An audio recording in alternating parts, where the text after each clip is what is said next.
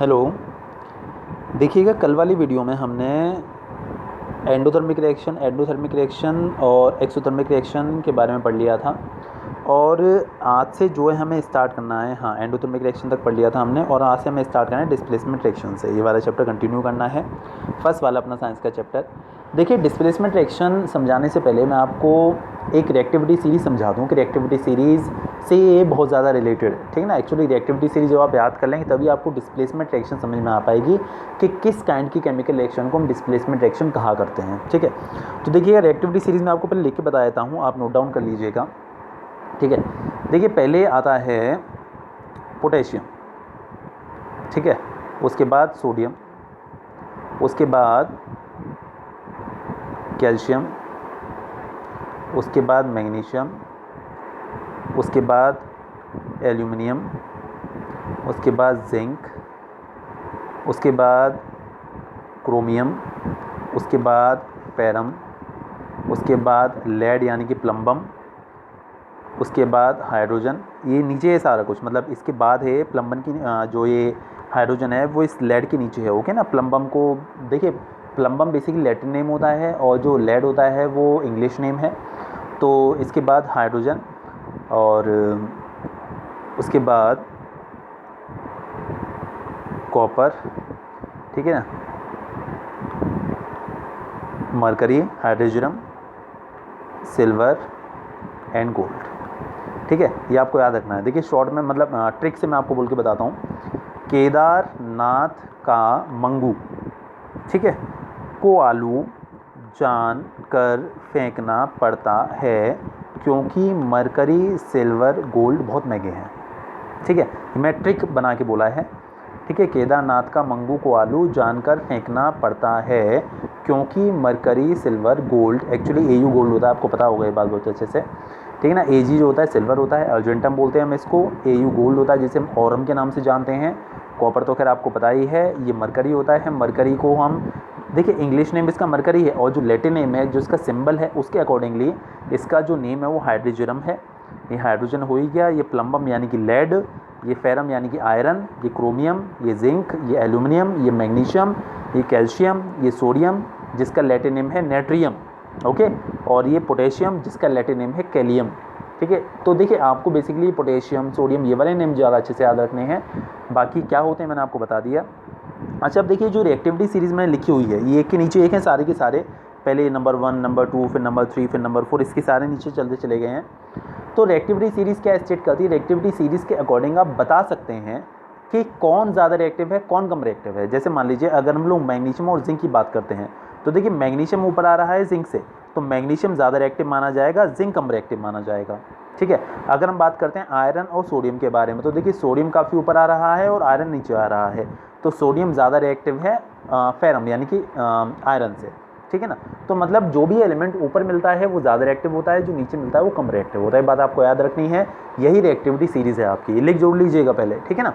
अच्छा, अब देखिए, डिस्प्लेसमेंट रिएक्शन आपको क्या स्टेट करती है? डिस्प्लेसमेंट रिएक्शन क्या बताती है कि जैसे मान लीजिए हम दो सब्सटेंसेस का आपस में रिएक्शन करवा देते हैं, तो जो ज़्यादा रिएक्टिव सब्सटेंस होता है वो कम रिएक्टिव सब्सटेंस को डिस्प्लेस कर देता है, मतलब उसकी जगह से हटा देता है, खुद उसकी जगह पर जाके जुड़ जाता है, क्योंकि वो ज़्यादा रिएक्टिव है इसीलिए ऐसा होता है, ठीक है ना। When a more reactive substance या more reactive element displaces the less reactive element from its solution, that is said to be the displacement reaction. देखिए, मैं आपको एग्जांपल लेके बताता हूँ।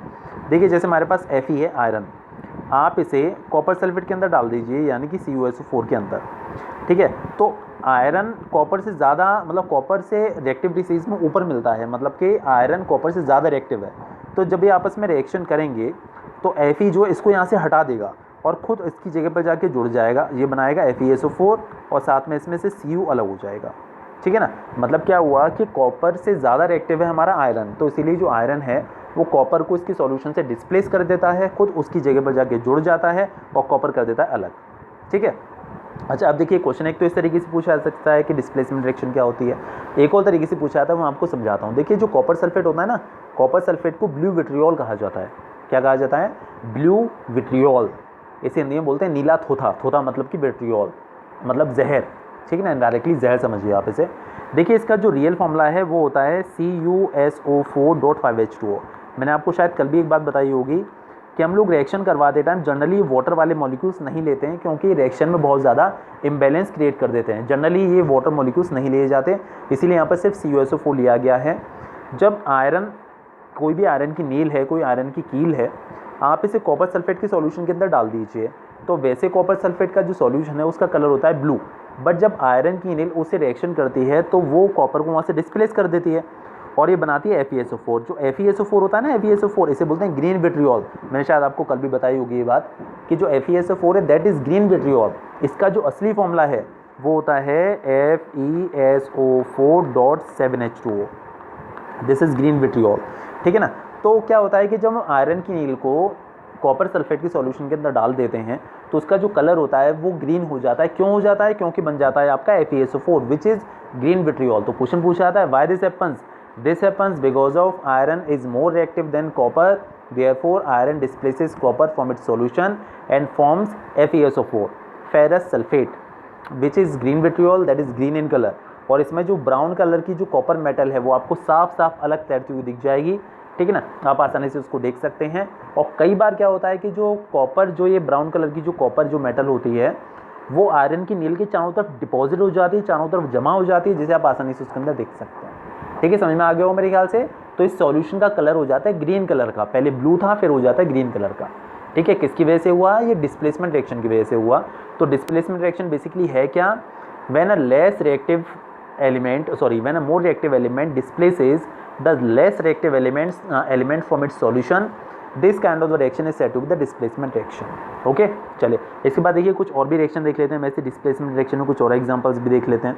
देखिए वही चीज़ है जो अभी हम डिस्कस कर रहे थे ना कि जब आयरन की नील को कॉपर सल्फेट सॉल्यूशन के अंदर डाला जाता है तो क्या कंडीशन होती है, वही चीज़ यहाँ पर उन्होंने डायग्राम के अकॉर्डिंगली हमने समझाई है, ठीक है।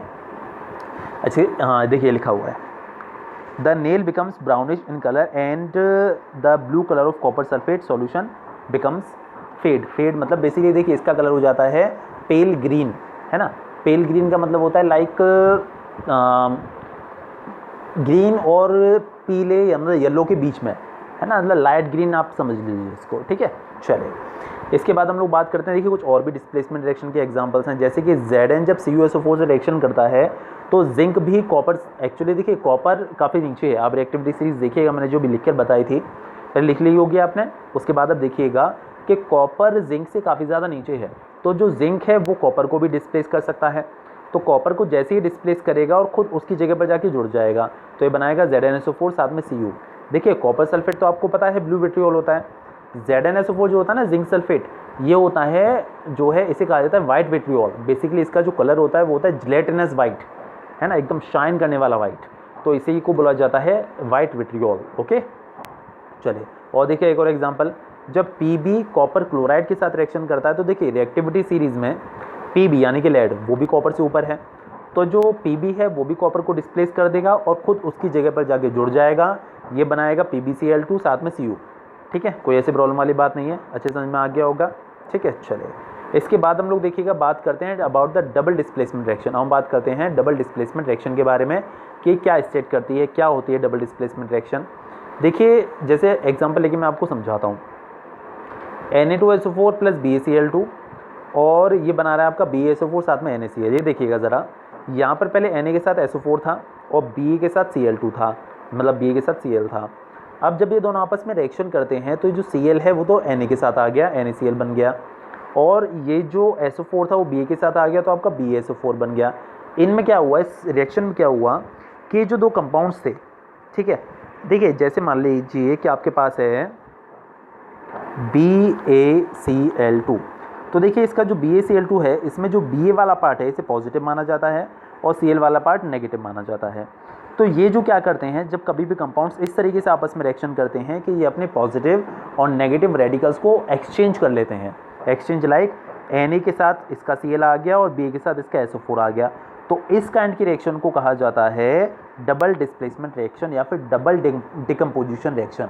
दोनों का मतलब एक ही है, डबल डिस्प्लेसमेंट कह लीजिए या फिर डबल डिकम्पोजिशन कह लीजिए। देखिए लिखा हुआ है the reaction in which two different atoms और group of atoms are mutually exchanged, वो अपने क्या करते हैं, अपने रेडिकल्स को एक्सचेंज कर लेते हैं। So these kind of the reactions are said to be the double displacement reactions या फिर डबल डिकम्पोजिशन रिएक्शंस, ठीक है, कोई ऐसी दिक्कत वाली बात नहीं है। अच्छा एक बात और मैं आपको बता दूं कि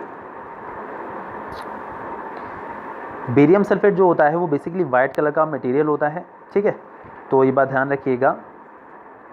इसके बाद देखिएगा प्रेसिपिटेशन रिएक्शन क्या होती है, ठीक है, मैं समझाता हूँ प्रेसिपिटेशन रिएक्शन क्या होती है।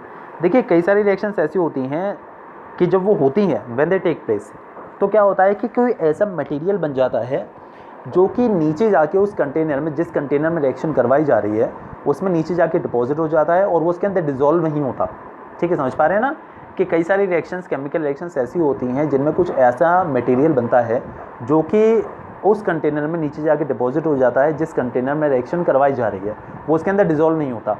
इस काइंड के मटेरियल को, इस काइंड के सब्सटेंस को प्रेसिपिटेट कहा जाता है। क्या कहा जाता है? प्रेसिपिटेट। देखिए यहाँ पे लिखा हुआ है, ये लिखा है, ठीक है ना, प्रेसिपिटेट कहा जाता है, PRECIPITATE, प्रेसिपिटेट कहा जाता है। और इस काइंड की रिएक्शन को प्रेसिपिटेशन रिएक्शन कहते हैं, तो बात ध्यान रखिएगा। देखिए जो ऊपर वाली रिएक्शन है ना, ये डबल डिस्प्लेसमेंट रिएक्शन तो है ही, उसके अलावा मैं आपको एक बात और बताऊं। देखिए जब ये रिएक्शन होती है तो ये जो BSO4 बनता है ना, ये वाइट कलर का मटेरियल होता है। ये मटेरियल नीचे जाके डिपॉजिट हो जाता है और मतलब प्रेसिपिटेट बनाता है। क्या बनाता है? प्रेसिपिटेट बनाता है।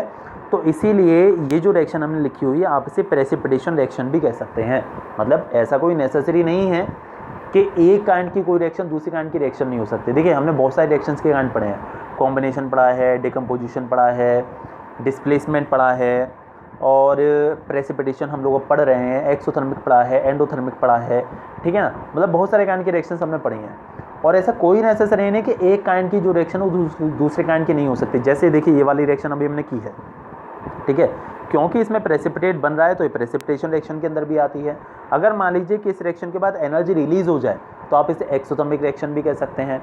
या मान लीजिए कि इस रिएक्शन को करवाने के लिए आपको एनर्जी सप्लाई करनी पड़े, एनर्जी देनी पड़े, उसे हीट करना पड़े, इस रिएक्शन को, इन मटेरियल्स को हीट करना पड़े, तो आप इसे एंडोथर्मिक रिएक्शन भी कह सकते हैं। तो मतलब ये कहने का कि ऐसा कोई ज़रूरी नहीं है कि एक काइंड की रिएक्शन सिर्फ एक काइंड की ही होगी, है ना। एक काइंड की रिएक्शन एक से ज़्यादा तरीके के भी हो सकते हैं। ओके, तो क्या है प्रेसिपिटेट? क्या होता है कि कोई ऐसा सब्सटेंस कई बार कुछ रिएक्शंस में बनता है जो कि उसके कंटेनर, जिस कंटेनर में रिएक्शन हो रही है उसमें नीचे जाके डिपॉजिट हो जाता है और वो उसके अंदर डिज़ोल्व नहीं होता।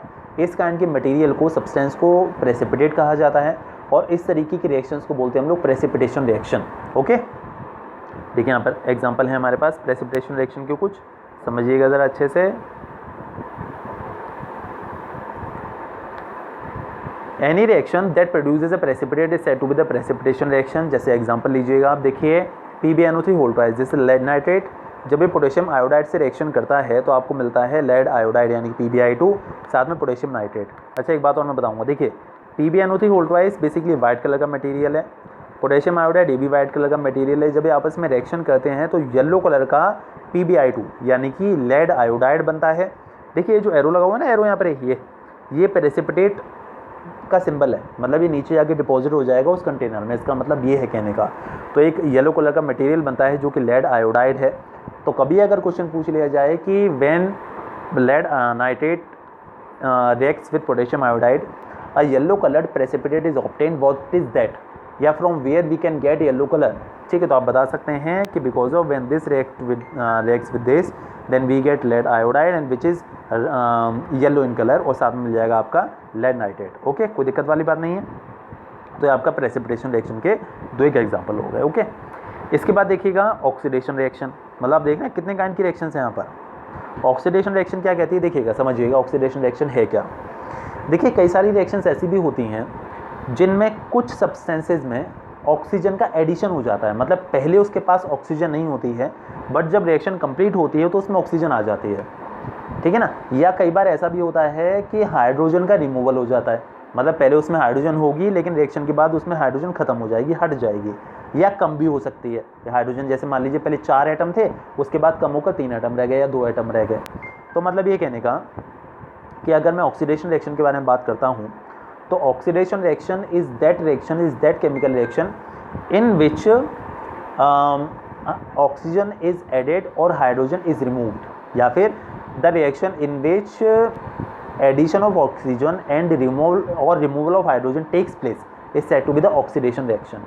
कोई भी ऐसी केमिकल रिएक्शन जिसमें एडिशन ऑफ ऑक्सीजन या फिर रिमूवल ऑफ हाइड्रोजन होता है उसे बोला जाता है ऑक्सीडेशन रिएक्शन। देखिए यहाँ पर डेफिनेशन लिखी हुई है, oxidation is the gain of oxygen और लॉस ऑफ हाइड्रोजन।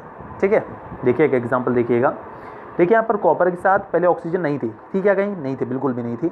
लेकिन जब ये रिएक्शन कंप्लीट हुई, जब कॉपर ने ऑक्सीजन से रिएक्शन किया तो देखिए कॉपर के साथ ऑक्सीजन आ गई ना। कॉपर के साथ तो पहले नहीं थी, देखिए कॉपर अकेला अकेला था, ठीक है ना। अब इसके साथ ऑक्सीजन आ चुकी है, तो यही जो रिएक्शन है वो ऑक्सीडेशन रिएक्शन है। समझ गए होंगे मेरे ख्याल से आप अच्छे से। और देखिएगा ज़रा अच्छे से,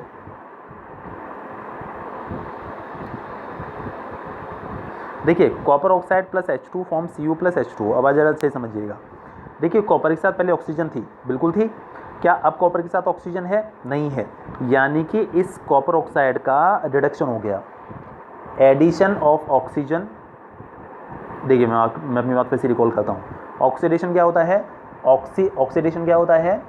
द एडिशन ऑफ ऑक्सीजन और removal of hydrogen is said to be the oxidation. इसका जो उल्टा है, एक टर्म उल्टा भी होता है, उसको बोलते हैं रिडक्शन। रिडक्शन में क्या होता है? यहाँ पर लिखा हुआ देखिए रिडक्शन। रिडक्शन में क्या होता है कि उसकी उल्टी कंडीशन आती है।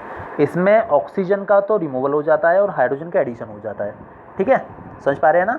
नाम से देखिए, ध्यान रखिएगा, ऑक्सीडेशन में ऑक्सीजन ऐड होता है और हाइड्रोजन रिमूव होता है।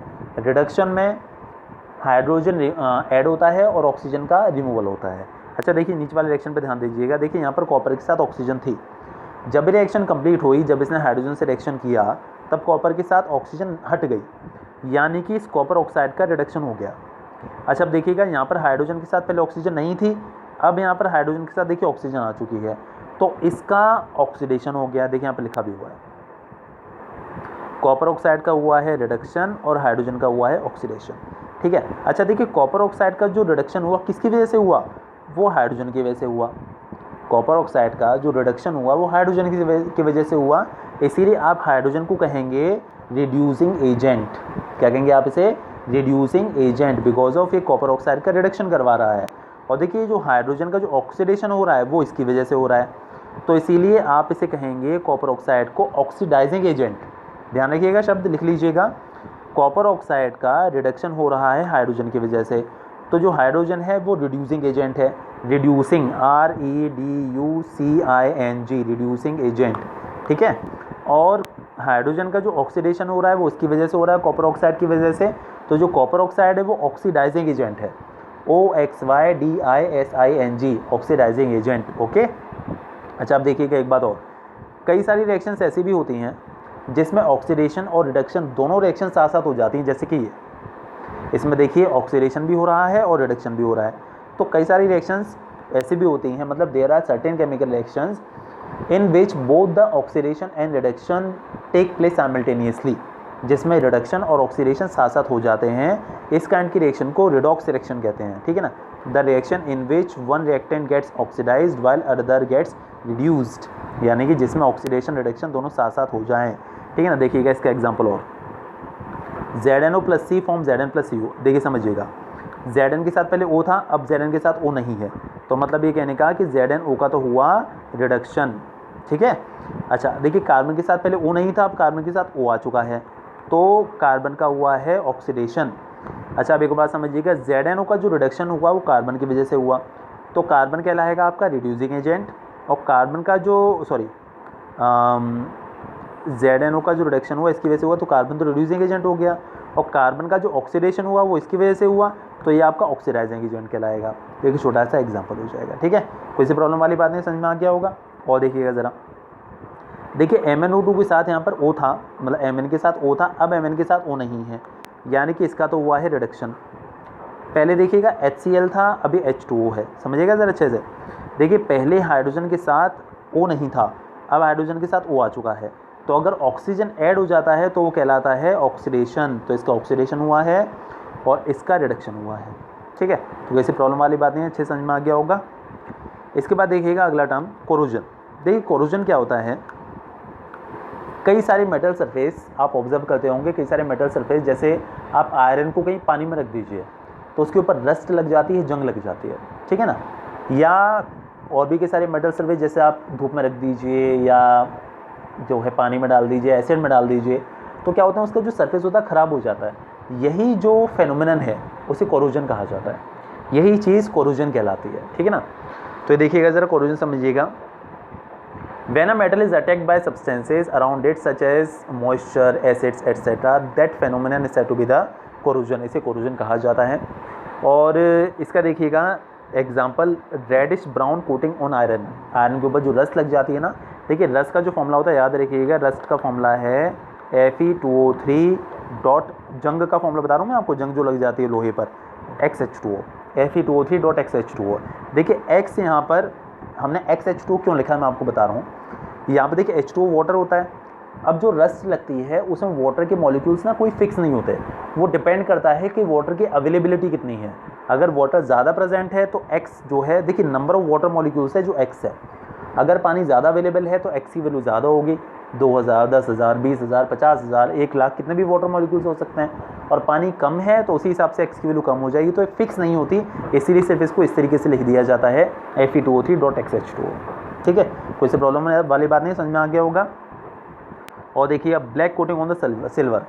देखिए सिल्वर को जब हम फ्रीली रख देते हैं तो क्या होता है कि एटमॉस्फेयर में जो H2S प्रेजेंट है, हाइड्रोजन सल्फाइड, एटमॉस्फेयर में जो H2S प्रेजेंट है वो सिल्वर के साथ रिएक्शन करके Ag2S बनाती है और साथ में हाइड्रोजन अलग हो जाता है। तो Ag2S जो होता है ये ब्लैक कलर की कोटिंग होती है इसकी, और इसी वजह से जैसे हम लोग अगर कोई सिल्वर की रिंग पहने होते हैं या सिल्वर को कोई ऑर्नामेंट होता है, कोई ज्वेलरी होती है, तो ब्लैक पड़ जाती है, काली हो जाती है, वो इसकी वजह से, सिल्वर सल्फाइड की वजह से।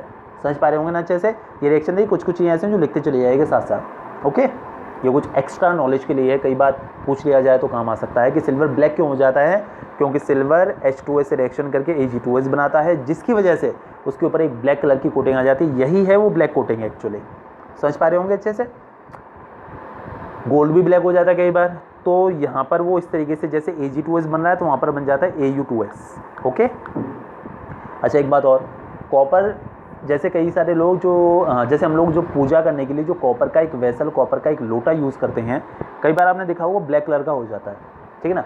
तो एक्चुअली क्या होता है कि एनवायरनमेंट में, एटमॉस्फेयर में जो ऑक्सीजन प्रेजेंट है उस ऑक्सीजन से रिएक्शन करता है कॉपर, कॉपर उस ऑक्सीजन से रिएक्शन करके Cu2O बना लेता है, कॉपर ऑक्साइड, जिसकी वजह से वो ब्लैक कलर का हो जाता है, यही है वो ब्लैक कलर का मटेरियल। अच्छा कई बार आपने देखा हो कुछ टाइम के बाद वो ग्रीन कलर का हो जाएगा, है ना, उसके ऊपर ग्रीन कलर की कोटिंग आ जाएगी, तब क्या होता है, ये जो Cu2O बनता है ना, Cu2O एनवायरनमेंट में प्रेजेंट कार्बन डाइऑक्साइड से रिएक्शन करके कॉपर कार्बोनेट बना लेता है CuCO3, इसकी वजह से वो ब्लैक हो जाता है, कॉपर कार्बोनेट, ब्लैक कर रहा हूँ, ग्रीन हो जाता है, ब्लैक तो ये रहा, ग्रीन हो जाता है, ये उसे ग्रीन कलर का कर देता है। ध्यान रखिएगा ग्रीन कलर किस वजह से है और ब्लैक कलर किस वजह से है, तो ये बात आपको अच्छे से याद रखनी है, बोलिएगा नहीं, ठीक है। इसके बाद देखिए रेंसिडिटी। देखिए रेंसिडिटी का मतलब क्या होता है, जैसे कई बार हम जो फूड आर्टिकल्स को रख देते हैं ओपनली, तो ना कई बार उनमें ना एक जो है एक ख़राब जैसी स्मेल आने लगती है ना, जिससे उसका जो स्मेल जो होती है खराब, मतलब स्मेल जो होती है ख़राब हो जाती है और साथ ही उसका टेस्ट भी ख़राब हो जाता है, ठीक है ना। तो यही जो फेनोमेनन है इसे रेंसिडिटी कहा जाता है। मतलब जो भी हमारे फूड आर्टिकल के अंदर जो ऑयल और फैट है, ठीक है ना, ऑयल्स और फैट्स जो उसके अंदर प्रेजेंट हैं, ऑयल वाले मटेरियल और फैट्स, ठीक है ना, जो उसके अंदर प्रेजेंट होते हैं, वो ऑक्सीजन से रिएक्शन करके ऑक्सीडाइज हो जाते हैं। ऑक्सीडाइज मतलब कि ऑक्सीजन उसमें ऐड हो जाती है और जो फूड आर्टिकल्स हैं वो ख़राब हो जाते हैं, ठीक है ना। तो इस तरीके के फूड आर्टिकल्स को रेंसिड कहा जाता है और इस फेनोमेनन को रेंसिडिटी कहा जाता है। देखिए डेफिनेशन लिखी हुई है, When fats and oils are oxidized, they become rancid and their smell and taste change। अच्छा अब देखिएगा, जरा समझिएगा। देखिए रेंसिडिटी को रोकने के लिए हम कुछ ट्रिक लगाते हैं। जैसे हम क्या करते हैं कि उसे फ्रिज के अंदर रख देते हैं। फ्रिज के अंदर क्या होता है कि मॉइस्चर अवेलेबल नहीं होता और टेम्परेचर कम होता है। रेंसिडिटी तब ज़्यादा होती है जब टेम्परेचर ज़्यादा हो और मॉइस्चर ज़्यादा अवेलेबल हो। समझ पा रहे हैं, मॉइस्चर मतलब कि वाटर, ह्यूमिडिटी। देखिएगा हम देखते होंगे कि हम देखते हैं कि गर्मियों में हमारी चीज़ें, खाने की चीज़ें ज़्यादा ख़राब हो जाती हैं, सर्दियों में नहीं होती। क्यों? क्योंकि गर्मियों में टेम्परेचर ज़्यादा होता है। जब टेम्परेचर ज़्यादा होगा ना तो बैक्टीरियल मल्टीप्लिकेशन ज़्यादा होता है, बैक्टीरिया ज़्यादा फैलते हैं। तभी तो देखा है कोरोना इस समय ज़्यादा फैलता है अप्रैल मई में आकर, ठीक है ना। क्योंकि क्या होता है कि इस टाइम पीरियड में जो बैक्टीरियल या फिर जो वायरल इन्फेक्शंस होते हैं उनका रैपिड रेट ज़्यादा होता है, बहुत ज़्यादा रैपिड रेट से फैलते हैं वो, तभी ये कंडीशन आ जाती है इन दिनों में, ठीक है ना। जब टेम्परेचर कम हो जाता है, यानी कि जब विंटर्स होती हैं, तब वो आपस में मल्टीपल नहीं हो पाते, बढ़ नहीं पाते, ठीक है ना। तो इस वजह से क्या होता है कि उसका जो रेट है वो डाउन हो जाता है। तो मैं क्या कहना चाह रहा था, देखिए मैं कहीं और था कि जो हमारा फूड होता है अगर हम उसे फ्रिज में रख देते हैं तो वहाँ पर टेम्परेचर कम है और ह्यूमिडिटी होती नहीं है उसके अंदर। तो जब ह्यूमिडिटी कम होगी और टेम्परेचर कम होगा तो फूड आर्टिकल ख़राब नहीं होगा, ठीक है ना। टेम्परेचर ज़्यादा होगा और ह्यूमिडिटी ज़्यादा होगी तब फूड आर्टिकल ज़्यादा ख़राब होगा। फिर से बोल दूँ, टेम्परेचर कम और ह्यूमिडिटी कम या नहीं हो ह्यूमिडिटी तो फूड आर्टिकल कम ख़राब होता है, ठीक है ना, वो ज़्यादा दिन तक चलेगा। और अगर उसमें टेम्परेचर ज़्यादा है और आपकी ह्यूमिडिटी ज़्यादा है तो फूड आर्टिकल ज़्यादा ख़राब होता है।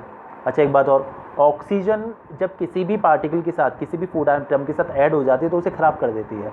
इसकी वजह से जो कुरकुरे या चिप्स या लेज़ ये सब जो होते हैं वो आपने देखो कई बार ना काफ़ी ज़्यादा फूले फूले होते हैं। एक्चुअली उसका रीज़न क्या होता है कि उसके अंदर ना वो लोग नाइट्रोजन फिल करके देते हैं।